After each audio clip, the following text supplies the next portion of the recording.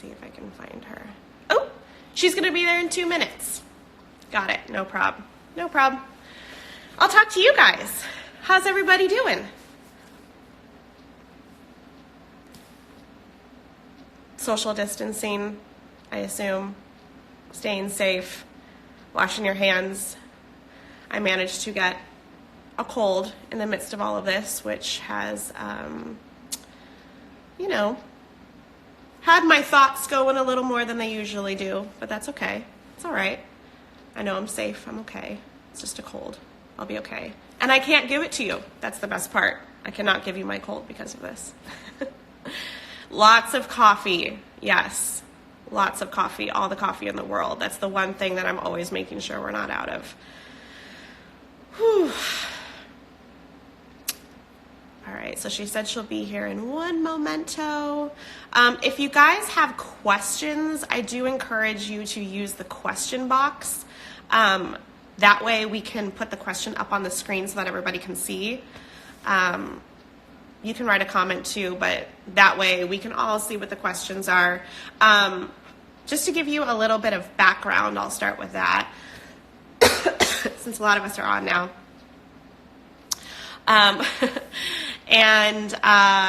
Let's see, I just want to see if she's here.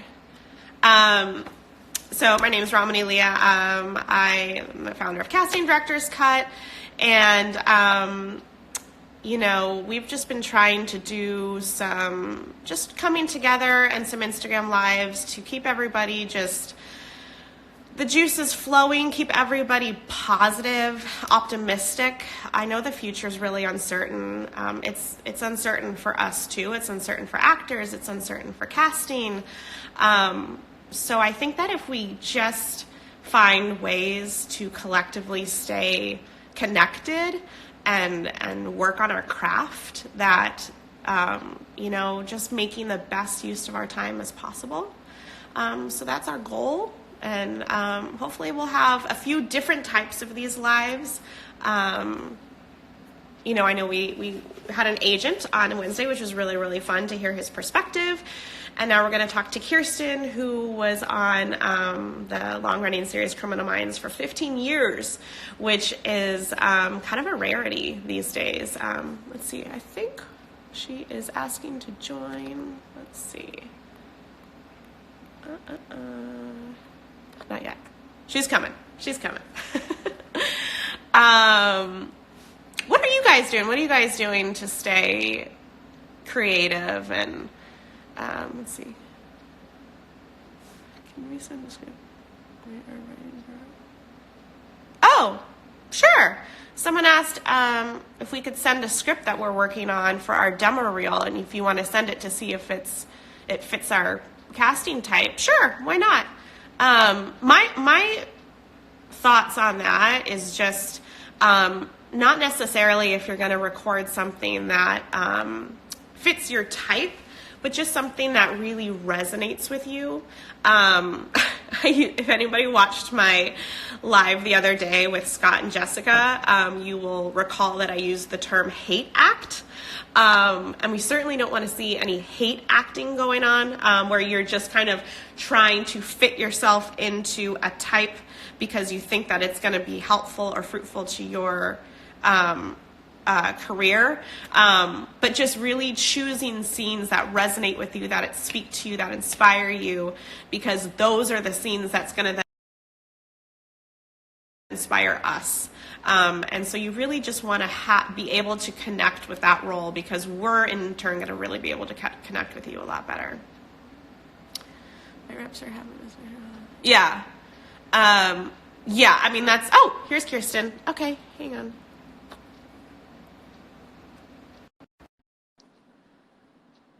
She's coming. She's coming. She's coming. Gotta let, oh, I should go on. Hi. Hi. Hi. Look at that beautiful face. It's nice to see you. How are you doing over there? I'm okay. I'm sorry I was late. I'm doing this television show I made up, and so I was frantically trying to load it, so it's going to be late probably today, which is fine because as we've all learned, time expands and contracts in a very Yes. weird way right now. So Yeah. I'll just and I have send a it out. feeling everyone's on the internet right now. I don't know if that really has an effect, but if you're sharing like a, space with other people, it's a little bit slower than usual. I don't have an answer to why I'm wearing more blush on this cheek than the other one. I don't have an answer to that. So, well, I think the hand on the cheek will help bring a nice balance to both sides. You. Thank you. So we're going to dive right in, but first I just want to introduce myself. So for anyone that's now tuning in, I'm Ramani Leah, founder of the Casting Director's Cut. This is the lovely Kirsten Vangsness of Criminal Minds for 15 years. What a trip. What a freaking trip. Yeah. I just kind of want, before we get a million, zillion, billion questions, I just want to go back to baby actress Kirsten, if you can recall. Why I was laughing was because I am baby actress Kirsten. Oh, you are not baby actress. No, there is legitimately zero difference. And I think that when you are a casting director or a doctor or a teacher, you can sort of track, or maybe an actor, but I don't know, because like before quarantine, I had an audition for a sitcom, and I went in. From the moment I walked in, they hated me. From the moment from the moment I entered the room, I didn't. And my performance was like, if you take a piece of white bread and you just put some mayonnaise on it and then you leave it at room temperature, it was about that. But that's the best I could do with, I just couldn't, I couldn't do what I need. And I'm not, this is not me being like, oh, I'm making it seem like it. No, it was really that. It was really that. And I mean, I get the same, am I allowed to cuss? Oh, yeah, I think so. I get the same fucking notes to this day that I would get in high school. Really? Oh, yeah, which is don't push, like it's all already there. Or, just depending upon the personality of the person, like what they want style-wise. I get the same notes. And I feel the same degree, legitimately the same degree of insecurity, of there is a little bit where you can kind of talk yourself through it and be like, one day I had an audition. This is all this is in the last 6 months since Criminal Minds. Right. I had an audition and I was like terrified, and as I was walking in, I was like, you have been on over 300 episodes of a TV show. You know how to act in front of a camera. You're a professional. Do it. But I don't know. There is no difference. And I would argue that when someone can say, I mean, there's a difference because the career part is different. Yeah. Like in terms of like, oh yeah, people recognize you when you go grocery shopping and whatever. Like, so in that way, but like, but to our side of things, it's like, I would say that for me, the flip came when I started, I was doing theater, and the flip is there are people, you will encounter actors that are doing more than you, which is you argue with that, because like, who's doing more, the guy who got a national commercial and is being able to pay rent, or the person who did 2 plays that year and worked, like, what's more professional? But there would be people that like I would know that were like, they would get a 2-line part on they would get a co-star on this, and then that, and then that, and I couldn't get arrested, I couldn't get an agent, I couldn't, none of that. And the thing that flipped in my head one day was like, oh wait, I kept being like, oh, why can't I be as good as them? And the thing that flipped was, oh no, it has nothing to do, like, talent and getting cast, those are 2 totally separate. Right. I have a time limit on my I have a social media time limit. Okay. I'm not on it too much and it'll pause. That's good. That's smart. So I realized that like they believe they have the right to get cast, whether they're the best or not. They think they have the right to be in the room because they want it, and that is enough. And that attitude of I have the right to be here. I might not be perfect. I'm at whatever. As opposed to there's another camp of actors that I have been guilty of, and I will continue sometimes to be guilty of, which is like, oh God, I'm so grateful. I might get paid for this and I love it so much. And I don't want to sully your production if I'm the worst person. I want to be the right one. Whereas opposed, there's other people like, I just want the damn job. Those are two different kinds of people. Now, a lot of times the people who I just want the damn job, they're not as, they don't, you know, I have a quote that I kind of live by is love the art in yourself, not yourself in the art. And they're more the other, you know what I mean? Like they just, and so I think it's hard to balance.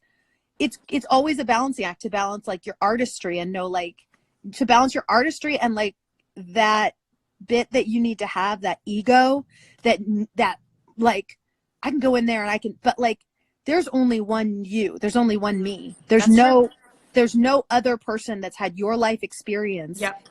And you are the funnel from which the art, you know, pukes out of. And there's no one that's had your life experience, your specific way of looking. And we need every single one of those voices, like to make stuff and to participate. So like that always makes me feel a little better. And then also like that, you know, you're supposed to be doing it because you want to do it. That's always settled that argument for me. Like if you want to do it, then just shut up and just keep doing it. But actually do it. Like, do things, like don't just sit around like I want to act, like just like that kind of a thing. Yeah, I think a lot of people are afraid of rejection, and so that stops them from doing all the things well they should be doing. Then this is not your job. I mean, I know. This is a constant this is nothing but it's like there's a whole bunch of metaphors for it, but the one metaphor that I came up with a long time ago was like, imagine you have 9,000 pairs of shoes and your job is try on the shoes. That's your job. Put on a pair of shoes, look at them. Do you like them? Do they fit? Do they whatever? Or can you afford them? And then try on the next pair of shoes and know the whole time that you have to try on probably 6,000 before you get a like, okay, this one I can perceive. You have to be able to perceive yourself being able to do it. The person has to be able to perceive you as right for it. There's so many factors that it's such a crazy thing. So the job is not get the thing. The job is to try on the fucking shoes. Like, okay, that next, okay, next. And to make each moment of shoe trying on, like, make it a lesson. Like, be conscious while it happens so that when you walk away from that, you go, oh, this is how I self-sabotage. This is my experience. Oh, when the casting director looked at me that way, I felt like this. Wait a minute. Did they really do that? Or is that because my aunt looked at me that way and then I got triggered? Like all that shit. Yeah. It's your thoughts and just using that process to your advantage. Oh, yes. And everything is everything, right? So like cooking soup, going on a date, meeting a casting director, it's all the same thing. So each thing is like a spiritual practice. So you have to use each moment, even if you don't book it. It's like another minute of like, okay, what, you know, and there's stupid things that I've learned from casting directors or like that I just taught myself. Like I taught myself like, girl, you don't go in with your purse. Really? Like, meaning if I do have a purse, it's a very tiny purse because I'm a big purse person. Yeah. And that time of like putting down my purse, like it's too much for me. Like I have to have nothing. And then also when I have a script, I take the line. If there's like a line that's on the other page, this might be, everyone might do this already, but like if there's a line from the other page, or like if the line continues, I'll write that line on the bottom of the page so that I can be looking at it and turning the page. Or if there's just one line on one thing and it's a 2-page scene, I'll write that bit on the bottom so I don't have to do that. Like it's like taking a baby to the park. Like an audition is, you want to make sure like your inner child, your inner artist, she's got her, like, is she fed? Did she get enough? Did she get enough sleep? Does she know how to spell all these words? Like, you know what I mean? You want to make it as pleasant as possible for you. Like, for the casting director too, but I think for you, so that you leave there and go, you know what? I walked into this damn room with me and I will leave this room with me. I will not disconnect and say, oh, you fucking asshole, you ruined that audition. You know what I mean? Yeah, totally. Yeah. So take us back just to that beginning time again. Like, how just run us through how that all went down. I mean, I know you were kind of, you know, doubting yourself, you said, and were able to Yeah. find an agent. How did that all go down?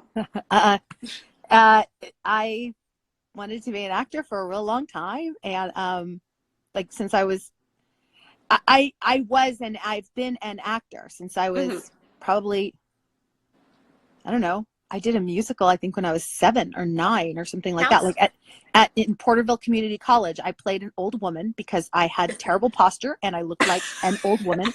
Perfect. Yeah, I was in Bye Bye Birdie. My dad was Birdie. Oh. My sister, who's 3.5 years older than me, was one of the teenagers, and I was one of the grumpy old people. But people remembered it.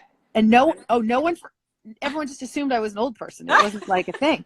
And it was just something I was good at, and I was good at very little. And I practically flunked out of high school. I come from my life when my father was on the planet, and especially when, you know, we were growing up and my mother was married to him and didn't feel like she had a lot of options and all that. It was very rough, and we didn't have I lived in the Central Valley. I am not a person with any contacts. I would say that the piece of power and privilege I have is that I am a white person. But besides that, I didn't have any other like thing that you could be like, well, that money, whatever. And I almost flunked out of high school, and then I went to community college, and I just did theater. And theater, it made me happy, and I was good at it, and I was fascinated. By good at it, I mean I wanted to be an expert at it, and I was so curious about, okay, how does that work, and what, you know, trying different acting techniques to get the thing, and I was so fascinated by that. So that, and then did theater, that's all I did, and I, you know, had like 5 day jobs, not an exaggeration, at one time to pay my $500 a month apartment, because again, not really good at much of anything, but like trying to work and do stuff. And I did a play with a woman. We became fast friends. Her name was Gina Garcia Sharp. She wasn't booking any work. She did a thing that actors do, where I'm going to work on the other side of the table, find out what I'm doing wrong, which is an excellent thing to do, right? To like go intern or whatever. Right. So she called me and said, "Do you want to audition for this part? You're never going to get it." Which there is no kind of freedom as being told, like, you can't fail because you're not going to get it. Right. So just go play, go have fun. Exactly. So I went in and I read for it, and I was like, huh? And then I got it. And it was the weirdest. And it was one of those things where it was like almost, and then almost again, and then almost again. And meaning like I'd get like 2 lines on a show or whatever. And it's so crazy because that's the bit that feels very crazy. Was that Criminal Minds or was that something else? I got cast probably 3 years before that, 4 years before that, on a show called Phil of the Future. That was the first TV bit that I got to do. Okay. And that was 1 day of work. Okay. And then about a year before Criminal Minds, I got this show called LAX, which ran for like half of a season. And I was on 3 episodes of that. It was very similar to Criminal Minds in that I was just supposed to be in 1 episode. I just had a couple of, and that's the thing I can say is like, if you want to be ready for don't ever assume. I was supposed to be a 2-line co-star, which is the smallest part you can get, for 1 episode of Criminal Minds. And the reason why they kept me around, they were curious about me. I was terrified that first day when I shot. I was going to ask you about that. I was out of my mind scared. And I remained out of my mind scared. I mean, I still get scared because that is there's a wonder. I really like this movie in terms of like being an actor. Have you ever seen Searching for Deborah Winger? No. Oh, watch it. It's a documentary that Rosanna Arquette or Patricia Arquette, one of the Arquette sisters, I don't know which one. Did. And it's so good. And there's a part where Sally Fields is explaining what it is to be an actor. And it's like, you sit around in your trailer. And then all of a sudden they go, okay, knock, knock, it's your turn. And you're going into a room with, 150 people. I might be paraphrasing, but this is my takeaway. Yeah. Want to go home. Right.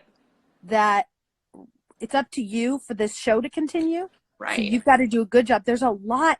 you feel this Pressure. pressure. Mm-hmm. And I can say that being an actor who did theater and can do things, I assume I get one take.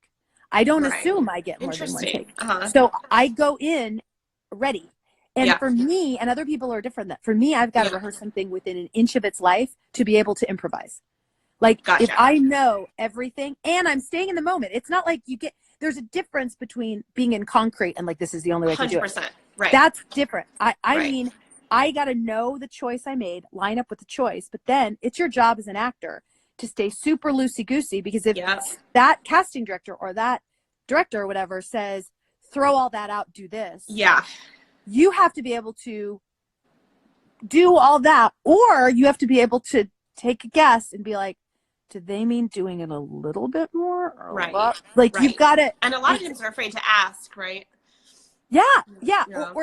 Or just make a choice and line up with it, as opposed to like, but that is your job. There's so much work to do constantly as an actor about making yourself, you have to be so intimately aware of your own like weird things you do, because you need to kind of be able to be a clean slate and be able to read people and try to intuit what they want. You know what I mean? Not only intuit like with a partner in a scene, but like intuit what a director is saying. And not take it personal. And be able to translate the information that the director is saying into something that you can do. Because I think that, honestly, I think that sometimes asking instead of making a choice, I think making a choice is more powerful personally, if you can. But asking a constructive, like, that's why it's important to like study and like be, because if you can, as an actor, if you can do all the things they're saying, right? And the director says, could you, like right now, I think it needs to just tone that down, tone that bit down or whatever. And you can say to them, okay, cool, no problem. Like, am I like at a 7 right now and you want me to be a 4? Or if you can say that and you can really bring yourself down to a 4, you're doing them a favor, right? Like that's a real constructive, but you have to know how to do that. You know what I mean? It's like you're the Lamborghini and you're the driver, and then you have loving your metaphors, by the way. But you have to be able to be like, oh, I can drive this baby as fast as you fucking want, or I can slow it down. But like, you tell me, I'll drive the car. But like, you have to be able to know how to do that. And that's the thing about this job, that like, you don't get a thing and then you're like, I'm done. Like, well, and a lot of times actors, if you tell them, take it down a little bit, bring it in a little bit, they take that as stop doing that.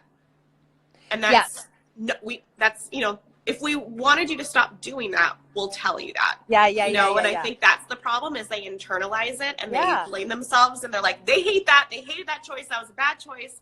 And that's not the case. It was a great choice. It's just for this scene, and knowing all the elements that's going on, we need it to be this way in order to work with everything else. And I remember when I first started Criminal Minds, there was and I was making a big choice, and the director was like, mm-mm. And he said to me, he said, you're a co-star.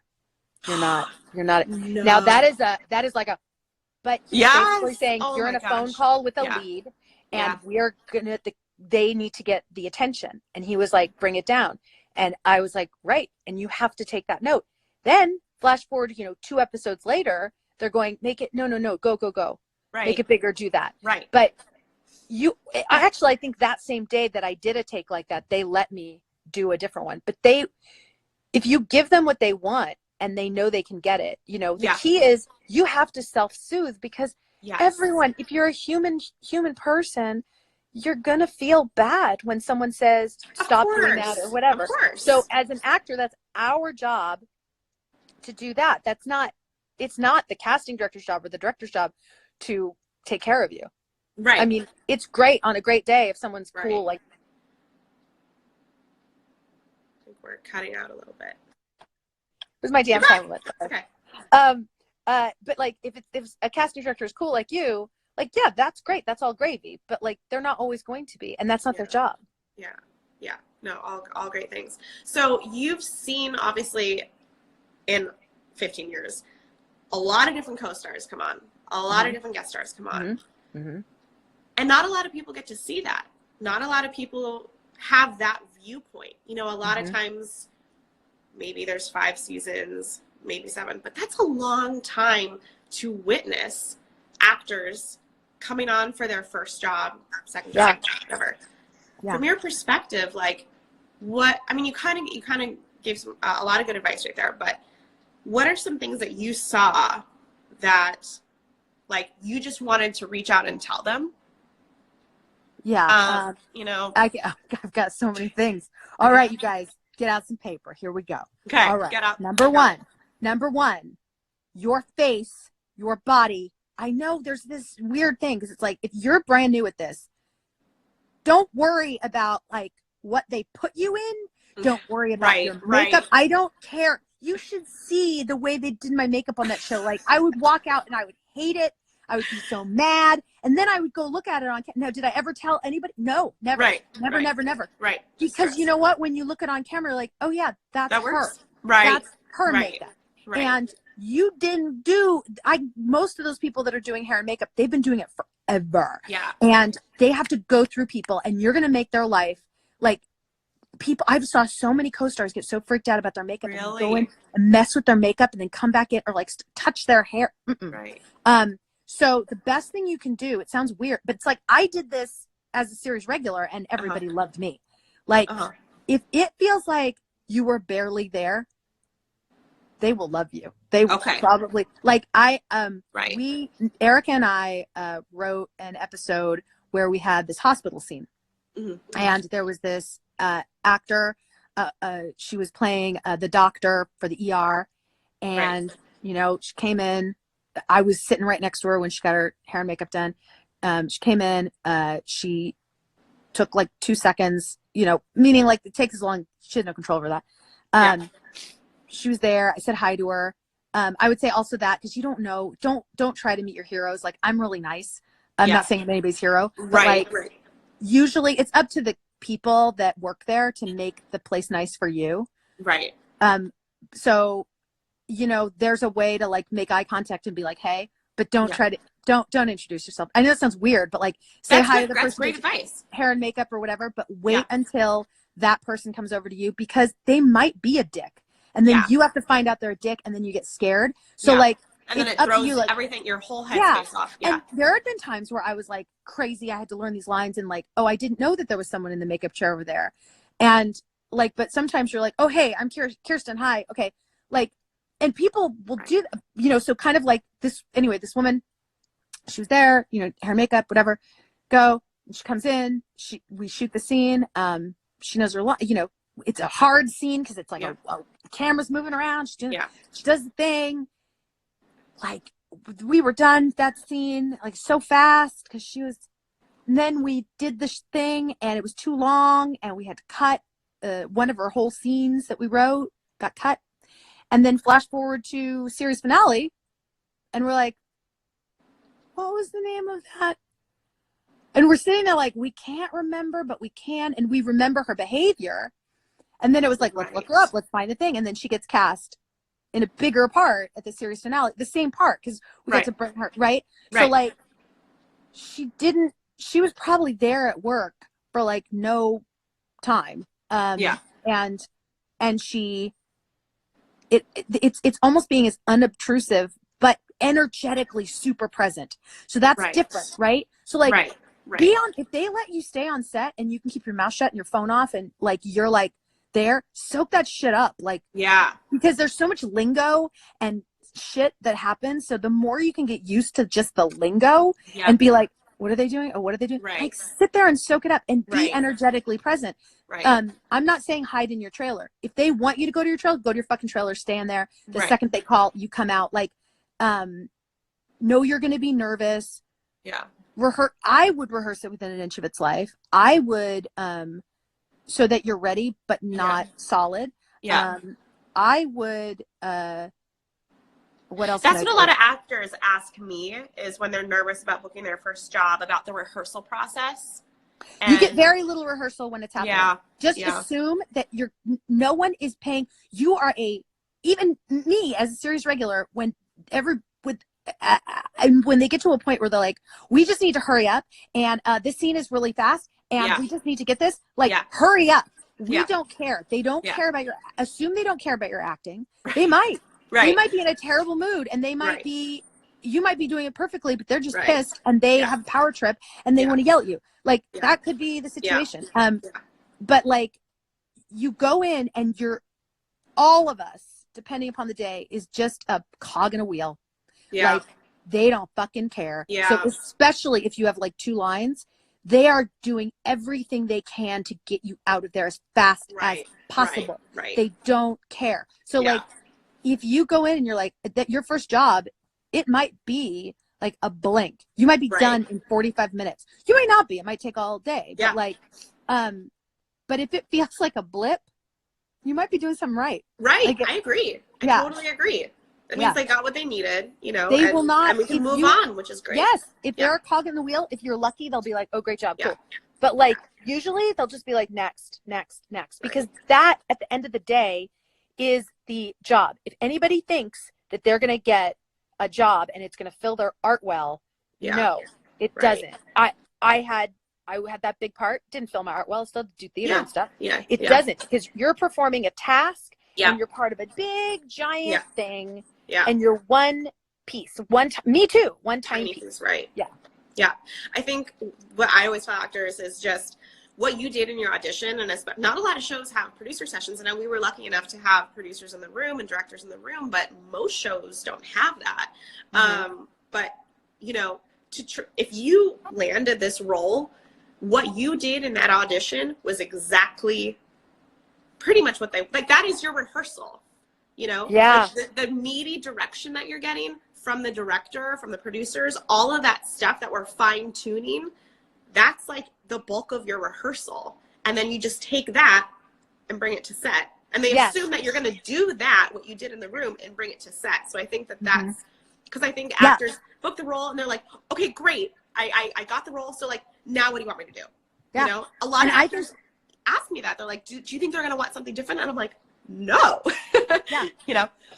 And I also think that that's true no matter if you have, I mean, I think that's true with 2 lines. I think that's true with a huge scene. Like, you might not get direction, or you might, or the actor you're working with is, just assume, this sounds terrible, but I would just assume you're going to be in a room with a bunch of adults who have very little emotional intelligence. And I'm not saying that is true. I'm not saying that I was in that situation. But if you assume that, and you go in and you're like, I am attached to myself, my job is to stay, like, cool, do my job, come in, leave. Like, those were always in terms of like guest stars, those are always the good ones, because you do have to, there have been, I mean, some pieces of work that come in and you're like, not only never work with them, but you watch the writers, like, we don't take them out of that scene, take it, whatever. Oh yeah, totally. And I think another thing is, coming into that producer session, a lot of the producers are writers. You know, they're not people who are used to talking to actors on a day-to-day basis. They've never acted themselves. A lot of directors, especially in TV, that's when they kind of get their footing. They probably don't have, you know, a lot of actors don't have a large body of work behind them. So many times you walk into the room, and in my experience, the producers are like, do I have to talk? Do I have to? I've had directors, I once had a showrunner on a pilot I was working on say, do I have to talk to the actors, or can you do that for me? And I'm like, I'm happy to do that. You know, if we just want to like go head to head and you tell me kind of what you're looking for, I'm happy to direct them, whatever. But not everyone, I mean, they're kind of nervous too. You know, I mean, that's kind of the point. Walking into it, you see all these blank faces staring at you, and they're like, oh my God, like, you know, not all the time. But there's a lot of other things kind of going through their heads. You know, and I think that that's important. Sometimes I've seen this a lot where directors, producers give direction because they think that they have to, not necessarily because. Or the director likes what you're doing. This is always a very tricky thing for me. Sometimes the director will love what you're doing. But they can't help it. They don't even know they're doing it. They want to put their stank on it. So they come over to you, and then they go like, hey, you know, when you say this line, could you say it like this? And you know you're already doing that. You have to make this snap judgment of like, yeah, okay, do I push on it harder? Because then right. what happens is right. they come back and they're like, not so much. And you're like, right. oh, you need to do it the same fucking way I was doing it 2 right. seconds ago before you right. came over. But then they don't know. They don't even know they're watching you and seeing a thing. And they're like, oh, I see that. I like it. So right. and acting on camera yeah. is very, I don't think people say like, oh, it's so different than, I think the body adjusts. I think if you've worked on yourself yeah. enough, the body will adjust. So a camera this close to you, yeah. you get small. Yeah. But the camera does pick up on so much. So yeah. so even if you're just thinking the thing yeah. and you're like, but I already was thinking that. Sometimes yeah. the adjustment is not do a thing. The right. adjustment is, he just said this. What would I think? 100%. For that to show up on my eye. Right. Think that, and that's it. Right. And that's all you need. Yeah. So I think the takeaway is, if a director or even a casting director is telling you something that's not quite computing, that's when you can kind of, like you said, use your kind of drive that question and get your own clarity and say, well, okay, you want me to do it this way, what ask the reasoning, like, what am I thinking? What's, just ask additional questions to get what they're looking for. Because I think that would be good for you because you're yeah. cool. But if I asked other kinds of casting directors, what was my character thinking? They would look at me like I had 3 heads and be like, yeah. Well, yeah. I think that you have to ask the right questions. Yeah. I'm kind of working blind here, but I think if there's a scene and someone's telling you, well, first of all, I'm like appalled that someone would give you a line read in general. Yeah. But I've just never been taught that. And I don't really know as an actor what you can say. If someone says, can you say the line like this? But that happens to us a lot, so especially crazy. when they need what they need, or that person has decided. And as an actor, like, especially for something that everybody else is paying for and you're not, like, yeah, you can't, I guess you could get in a power struggle with them, but yeah, there's a way to do it. Again, it's just all about like how much you're dedicated to working on like the craft of it. There's a way to listen to what someone's saying, hold on to your thing, right? And do both. But it's all, it does depend upon the situation and what you're doing. And you always do have to remember, like, you're in a room with people, they do this, they don't know how to do you. They don't know how to get you to do the thing they want, but they do know this show. Yes. They know this show. So, yes. So, and as an actor, it's our job to glean as much as we can before the audition. And that means like, for me, it's some simple stuff. Like, even if you only get 3 pages of a script, most of the time you can look and be like, oh, this is page 12 of the script. This is page 12 to 14. It's not page 54. You know what I mean? And so you kind of know, like, okay, where I am in the story. Right. Simple stuff that you don't think about. We had a guy come in and he was good. Yeah. But the Criminal Minds thing, it takes place at the BAU, right? Mm-hmm. Yeah. He called it the bow. Oh no. And one of the writers usually that's was something like, that we so catch. attached. Yeah. He was he's so attached to, like, you should know about our show that it was like, we're not going to hire that guy.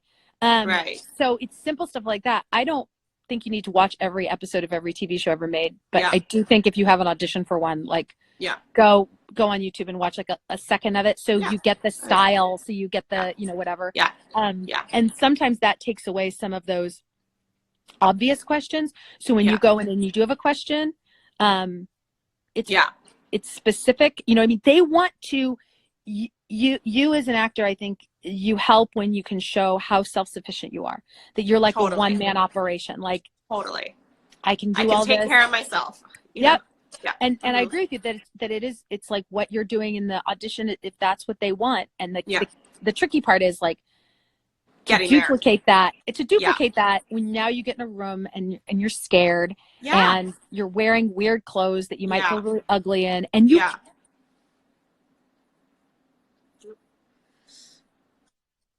back.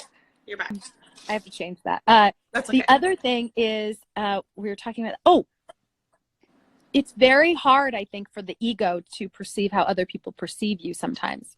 Because 100%. if you perceive yourself as like, oh, I am a hot piece of ass and this is the part that I should play, and that you are not, I don't get cast for the same things in theater as I do on television. Do you know the parts that I'm auditioning for a lot right now? And I'm like, huh. And you just kind of have to be like, yeah, tell me. Okay. It's like the frumpy, I've got 3 kids and I'm really insecure and there's another hot girl on this show. Like I'm auditioning for these like, oh, and also fat girls. I get cast a lot as a fat girl. No, but I'm saying, I'm telling you this because I might come in and to somebody, that's what they perceive you as. It's not you. I'm only saying this is because I want people to understand, like, how you perceive yourself is not how maybe the Hollywood machine perceives you.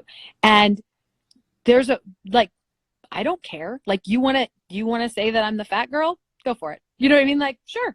I'll be that for you. Probably I'm going to go in and I'm not going to be fat enough, whatever the fuck that, or, does it frustrate me that, we live in a world where, there's this idea of, that size equates health or all this shit.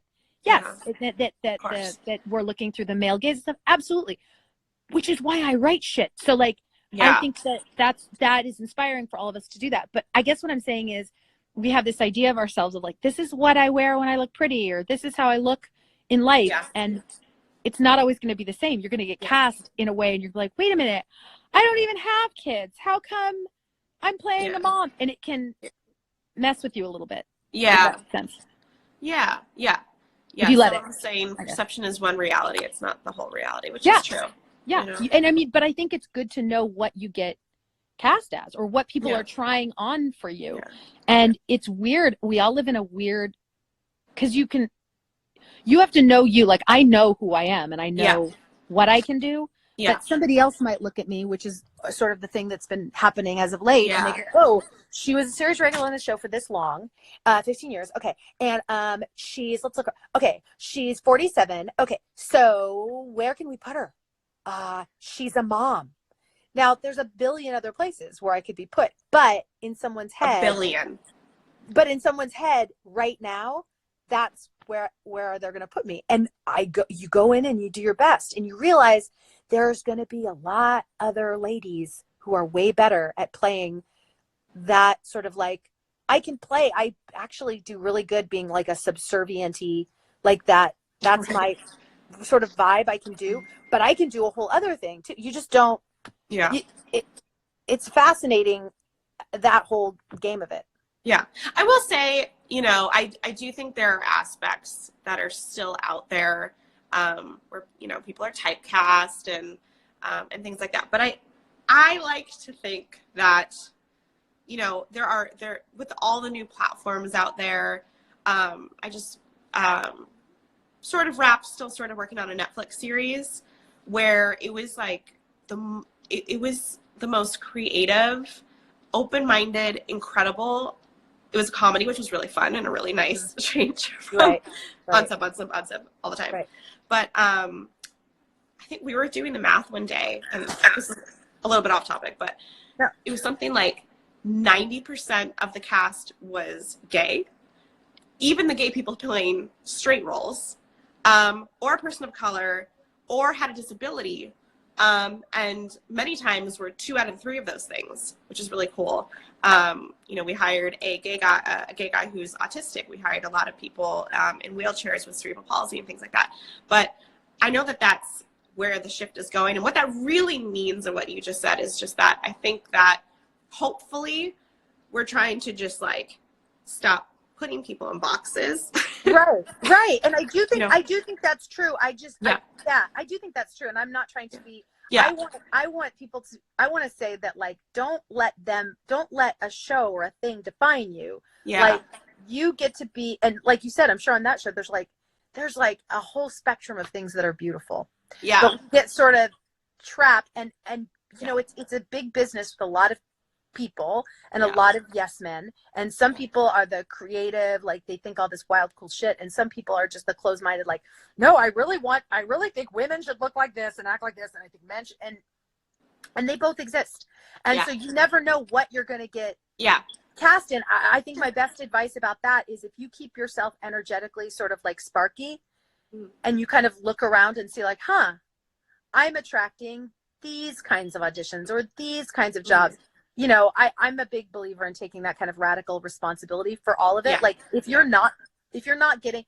can't get called, if your life depended on it, if you can't get cast and no one will see you, I think that for me, like when I was in that situation, this is stuff I still do, is you think about, okay, what's the thing about it that I want? Well, I want to be in the room where it happens. I want to understand. I want to, what does that feel like? That feels like being involved, right? Being in the business, being in the something. If that is as simple as, you know, if all you can do is sit at your house and read, you know, cold read scenes with your friends, then do that. It's better. You're stirring the pot. You know, if all you can do is go, oh, what's that show I like so much? Or what's that show I think I'm perfect for because I love it so much? Oh, who cast that show? What other things do they cast? Oh, they cast that and that and that. Yeah. You have to put the proper nouns in your brain. It doesn't mean like, and now I got to send them cookies. No. Right. It means like you try to get yourself closer and closer. That is the process in and of itself. The process is what counts, not the process ends up booking the job. It's because the getting a co-star role. I remember I wanted to get an agent, and I met with this agent, and I brought in, you know, reviews from plays, and I brought in a student film that I'd done with my friends and whatever. And he was like, none of this. I don't need any of this. But when you book like some co-stars, give me a call, which is like when you go get the golden baby, come back. You're like, okay, there's how am I supposed to do that? 85. There's just these weird steps that you have no control over. So all you can do is spend a lot of time preparing yourself to be ready. You have to be ready for when it comes, because it will come. You try on those shoes, man. And the shoes are not always auditions. The shoes are get together with my friends. Yeah. Know the name of the casting director of that show I like. Yeah. It's essentially just a long list, right? That you're. Yeah, and it's your list. Right. It's your list. My list is going to be different than your list. If someone said, like, Kirsten, how do you become on a series regular on a TV show? I'd be like, okay, be a failure to your whole family until you're 33. Like, feel like you're a loser.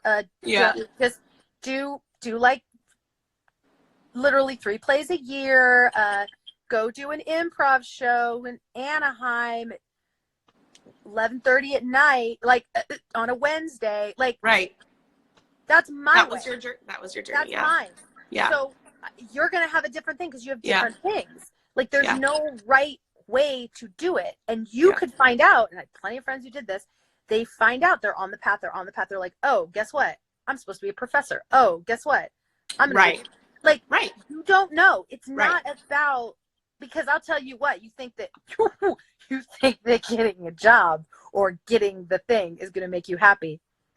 If you're not already happy and you're not already pursuing your stuff, if you can't be happy without that thing, because if that was true, you and I would have met some very happy people in all of our journeys. And a lot of times people that have a lot of the things they want are pretty miserable. So you can't expect it, and it never goes away. It's not like I got that job and I was like, okay, I'm done now. Like, like I can't. You're still auditioning. You're still I'm putting taking on acting shoes. class. I've been taking acting class. I can't take it now because it was. I'll tell you what. It's just as scary to take acting class, and it's also very strange and intimidating to take an acting class when you're like, really? Did they recognize me? Right. You know, and like it's awkward and and you're not like. There was a girl in my class, because the class I decided to take was like, it's like, in order to get placed, you take like an all level, like everybody, like people that have been doing it forever, people that are brand new. Yeah. We'll have to talk about it later. My thoughts. But I decided to do this. I was like, I'm gonna try this. I'm gonna do this. But it was really interesting. Like I stopped doing it. But there was a woman in there, and she was like 18, and she was new at it. Yeah. And I watched her on stage, and I was like, that's the cool thing about being an artist. You watch them and you're like, we're the same. Like I've just been doing it for longer. Right. And I understand it, but she has that same energy as I do. We're the same. And that is the great leveling field of being an artist, is when you're an artist, you can look across the room and be like, hello, 98-year-old man and 12-year-old kid and me. Like, we're all doing the same work. Right. It's not like I would look at the work she was doing going, oh, I'm better than her. Right. There's some technical things here and there that like, okay. But internally you're doing the same work. Yeah. It's really the entire job is get out of the way. I mean, that's really the entire job. I know. But that's the hardest part. Yeah. Right? Yeah. Let's see. We have some, let me just see what some of these questions I feel bad. I've been talking so much, and I got no. You've been amazing and great, and this is like gold. Okay. Okay, these are more casting questions. Oh, okay. Well, you can answer casting questions while I'm here. Yeah. And I've been in like 5 casting sessions, so. That's right. You have. I have any advice for kids who want to act? Just let them act. If they really want to do it, then they should be doing plays in the living room. They don't need to come to LA. You don't need to take them. There are plays in the city you live in, and they should be doing them there. I am from Porterville, California, and I did theater in Porterville, California until I moved to Orange County, and then I did it in Cypress and Brea, and like and I can't say that like, oh, the play I did in Brea wasn't as good as it was probably better. And you're going to be at theaters that a lot of times in a smaller town, correct me if I'm wrong, but you're going to have more access to like theater in LA. You're talking about a tiny little box with 1 bathroom, right? As opposed to like a higher production value, blah, blah, blah. Art is not dependent upon these cities. And if you're developing your art, develop that art. This is not, just assume you're not, this is not a, if you make a living at it, great. But like, are you saying your kid? Yeah, the point is to bonus. Yeah, totally.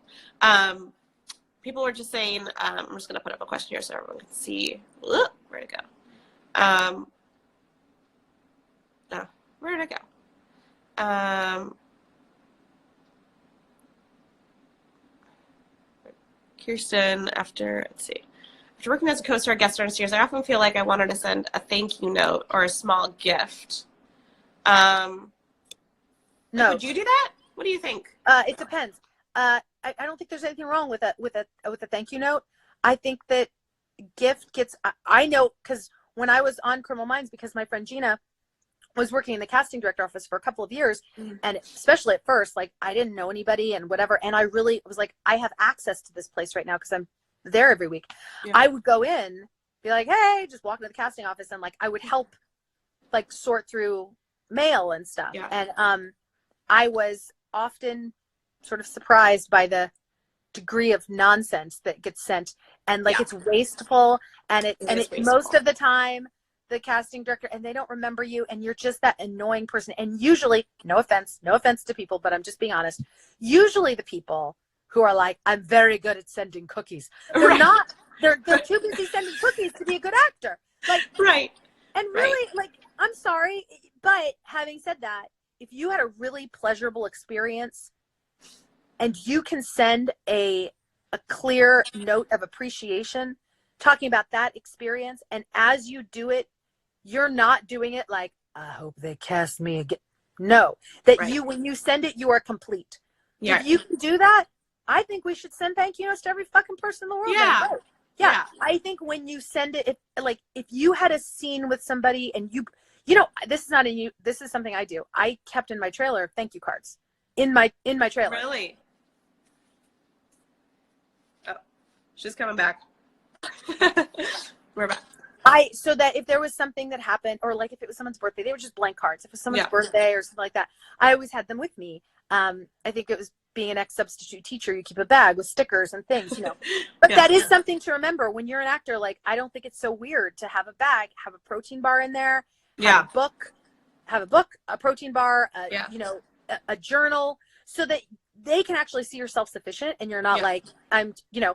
And if you want to keep with you a couple of cards, and you had a scene with someone and something, you know, whatever, I don't think it's so weird to be like, hey, thank you, I had a great time. Don't give it to the actor. I would not give it to the actor. That was what I was going to ask you. No, I would write it. I would write, you know, your feelings, and then I would give it to the PA, which is the person that usually knocks on your door and says, you're ready to go, whatever. And I would give the fucking PA a thank you card, because if you're going to kiss the ass of that one, you kiss the ass of all the people. I totally agree. You bring in a thank you card for the makeup person, and I have seen that, and I know that the makeup and the hair people are like, oh, that was sweet. Don't bring anything for them. Just be like, hey, hi, this is for you, this is for you. Right. Thank you. Like, and don't even, I mean, I'm trying to think, like, I'm saying if you had a really special experience with the actor, because I think it's totally like, do I think bring, you know, a little bag of blank cards so that you're like, oh, that was really sweet how they did my makeup, or I really like talking to them, they made me feel safe. I'm going to write a note, say that. No big deal. Like, did a little bit, whatever. Right. And you give those to the PA. So you've written 3 cards, 2 to the hair and makeup people and that. That's delightful, because now, you know what's even better is when that actor hears, oh, that girl, she gave me a card. Like, that's way better than they get. Trust me, I get so many thank you cards that it's sad how it sounds bad, but like most of the time, unless it says something particularly like earth shattering, I'm like, oh, that's nice, and I feel like I need to give it a couple seconds and then bye.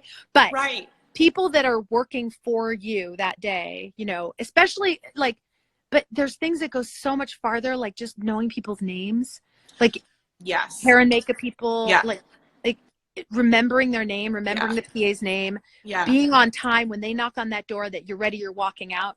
Like that's the stuff that people remember, and that they'll be like, oh, that person's cool. And that feels really good. Yeah. Because I've had situations where, I've been somewhere and someone has said, oh my God, I did your makeup for this thing, and you were so cool. And that's do it for you. Don't do it. But like, honestly, here's the tricky thing. Like, actors on a show, a lot of times they work crazy hours, right? They're working, they're all day. And it is a constant revolving door of new people, right? And so there is an energy that I have seen with actors that are there every day, where they're just like, I just want to be here. And it's very insular. So even in the friendliest of casts, I'm like, Criminal Minds, we were super welcoming. And if someone was in a scene with us, like we would all sit there at the chairs and all kind of talk and whatever. But also, like, there's times where I just want to read a book and they just want to be left alone, whatever. So like that kind of, hi, be my friend, in a way, for most actors, you're like, I would have to make a new friend every day, few hours, and I don't have the bandwidth to do that. Learn these lines when I have to learn those lines tomorrow. So it's not like I feel like a little bad saying that, but then sometimes no, that's true. You make a connection and you're like, oh, that person was so cool, like, you know, and that does happen, but like it's not. So anyway, that's my long answer for the thank you card. I say bring a couple. No, that was all. I think that's really helpful, because I think actors, you know, they want to make sure they're doing the right things on set when they first book.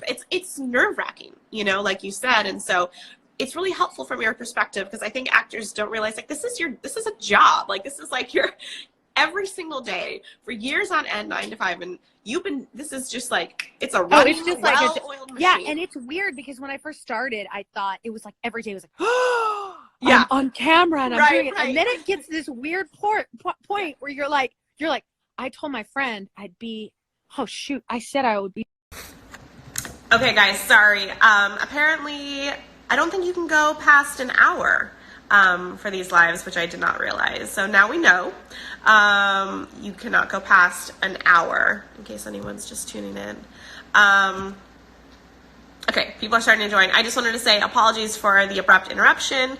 Apparently, you get cut off after an hour. Who knew? We're learning together. Technology is great. But so anyway, I just wanted to thank everyone again for joining the live, especially Kirsten, if you're watching again. I think that was just so informative. Such great information for you guys, especially just hearing her journey, hearing, where she started, where she got to now, and just knowing that we're all in this together.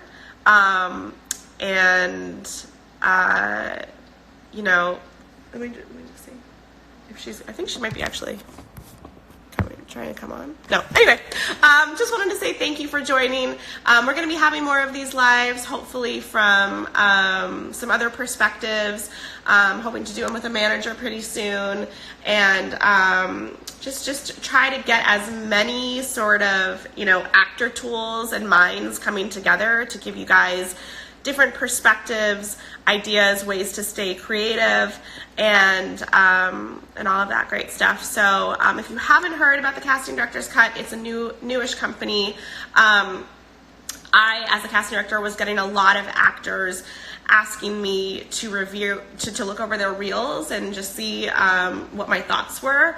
And basically, I was watching their reels and I had a lot of advice for them, but they had just had it edited. So it sort of felt counterproductive. So that's why I decided to start the Casting Director's Cut, where we basically edit your reel, but you have a phone consultation with a casting director beforehand, so that we take a look at your footage, we take a look at your clips, we discuss it with you over the phone, and we come up with a plan that works best for us, which obviously is then going to work best for you. That way we're all sort of working together to get you the best reel possible to help you get in the room, book more jobs, things like that. So I'm really excited about it. If you want to learn more, go to thecastingdirectorscut.com. But again, thank you for being here. And again, we're going to be having some more lives, and I'll be announcing them here. So just go ahead and follow us so you can keep in the know. Stay healthy, wash your hands, sanitize. We're all in this together. We're going to be okay. Stay positive.